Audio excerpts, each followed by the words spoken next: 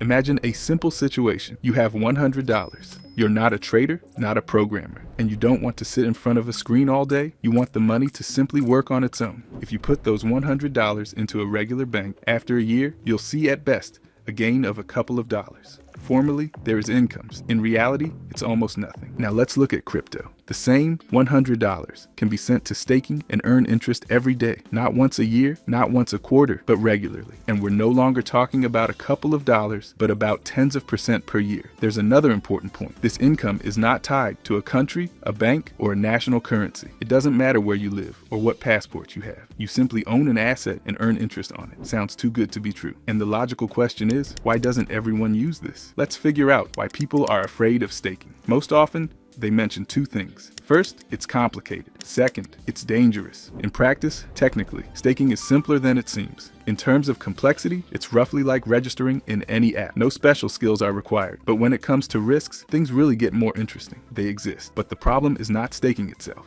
It's how it's used. And before talking about risks, let's first understand where you can stake crypto at all if the goal is passive income without constant monitoring. Let's start with the simplest option, staking on the Bybit exchange. Bybit is one of the largest international crypto exchanges. It's often chosen specifically for passive income because the interface is clear and the tools are already built in. In the last video, I showed you how to register on Bybit and analyzed all the main features of the platform. Don't forget to follow the link in the description. Essentially, staking on an exchange is an analog of a deposit. You lock your coins for a certain period. The exchange uses them in the operation of the network, and you receive interest in the same coin. Let's go to the platform and break it down with an example. To see all available options on the Bybit exchange, it's enough to go to the finance section and then to the earn section. This is where all current investment programs are collected with rates, terms, and conditions specified. Right away, it's worth paying attention to a separate category, stablecoins.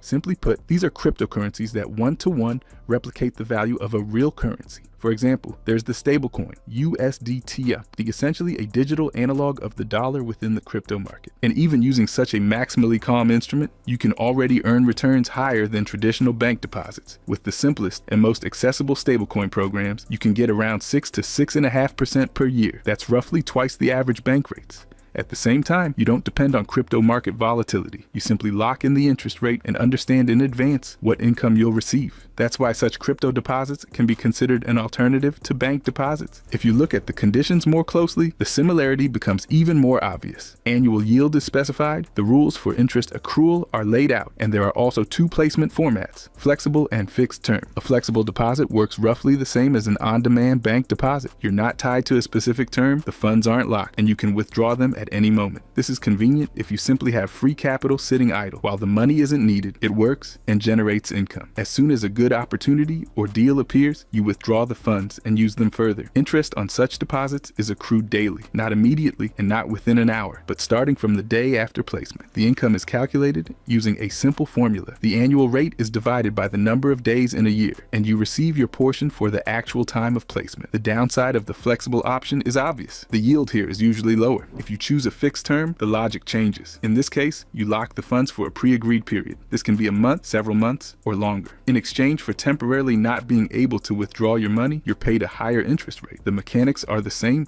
as with fixed term bank deposits. The platform gets the ability to use your funds predictably, and you get increased returns. The only downside here is that the money is unavailable until the end of the term, but the rate is noticeably higher. It's important to understand that yields in crypto deposits can vary significantly. Options start from a couple of percent per year and go up to very high values, sometimes up to hundreds of percent per year. But here we approach an important point. The higher the declared yield, the higher the potential risk. For example, there are instruments that use leverage. They resemble futures trading, but in a deposit format. Such options may suit experienced market participants who already hold long-term leveraged positions. In this case, they don't just hold the asset, but also earn interest on top. However, for most investors, a more logical and calmer option is regular staking. It's ideal for those who already hold cryptocurrency for the long term. You bought a coin, plan to hold it for months or years, and instead of it just sitting on your balance, you send it to staking and earn additional interest. Even for such large assets as Bitcoin or Ether, an extra 5 to 6% per year over the long term makes a noticeable difference in the result. There are also more complex options. For example, dual currency investments. In them, yield is generated in two assets at once. The returns there can look very attractive, but the risks in such instruments are also higher. Let me show you an example of how, in principle, you can place funds into staking on an exchange. To do this, you need to choose the plan you like. For example, I want to choose this one and click Invest Now. After that, we get the option to select specific placement conditions. You see that there are yields of up to 555%, but these are exactly those dual currency placements. For example, you want to place 200 USDT from your wallet and receive 277% annual yield in BNB coins, or Binance coins, and in Mantle coins, Bybit coins. If you use this option, you'll get a rather high yield of 555% per year. To proceed with placing your deposit, you need to confirm this. Click Invest Now, and the funds will be sent to staking. And within 2 days, you'll receive income at this calculated rate. If, for example, you choose a USDT deposit with a flexible term, right now you can place USDT at 6% per year, which, as I already said, is twice as high as bank rates on similar dollar deposits. And here, we smoothly move on to the least obvious and most important part, risks. Many people see a high yield figure and think it's guaranteed profit, but in cryptocurrencies, it doesn't work like that. If we're talking about stablecoins, the risk is indeed minimal. The rate is pegged to the dollar, and you roughly understand the result in advance. But if we're talking about any other coin, a key factor appears: the change in its price. You can place an asset at 200 or 300% per year, but if during that time, the price of the coin itself drops several times, all your interest simply won't save the situation. Let's break it down using one coin as an example. Here, for example, we see the Humidify coin with an option to earn a fixed yield of 300% per year. Now we'll go to the trading terminal, select this coin, and look at what volatility it has had over the past few days. As you can see, the coin's price changed